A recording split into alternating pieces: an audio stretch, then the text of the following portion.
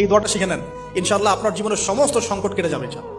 আমি নিজেও এই দোয়াটা বেশি বেশি করার চেষ্টা করি। দোয়াটা হচ্ছে, মুসা আলাইহিস সালাম একটা গাছের নিচে হেলান দিয়ে বসলেন, বসে দেখলেন দুজন মেয়ে দাঁড়িয়ে আছে দূরে, পানি নিতে পারছে না। লোকজন পানি নিয়ে যাচ্ছে, ওরা দাঁড়িয়ে আছে বেচারি। মুসা আলাইহিস সালাম গিয়ে বললেন, কি সমস্যা আপনাদের? এটা নিয়ে আপনারা আবার মেয়েদের সাথে কথা বলার চেষ্টা করেন। ঠিক আছে, তো মাহারাম গায়রা মাহারাম মেনে চলে। তারা বললেন যে আমাদের বাবা অনেক বৃদ্ধ মানুষ, আমরা পানি নিতে পারি না যতক্ষণ না আমাদের কম পানি নিয়ে চলে যায়।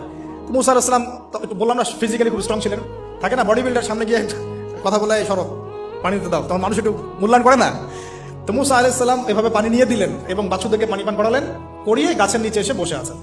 বসে বসে তিনি দোয়া করছেন, এই যে দোয়াটা তিনি দোয়া করছেন, রব্বি, একটা নেক কাজ করলেন না, মানুষের উপকার করলেন, নেক কাজ করে এসে গাছের নিচে বসে দোয়া করছে, আল্লাহ এখানে তো আমার খাবার পানি বাসস্থান কিছুই নাই, আমি কি করব? রব্বি ইন্নী লিমা আনজালতা ইলাইয়া মিন খায়রিন ফাকির, রব্বি ইন্নী লিমা আনজালতা ইলাইয়া মিন খায়রিন ফাকির।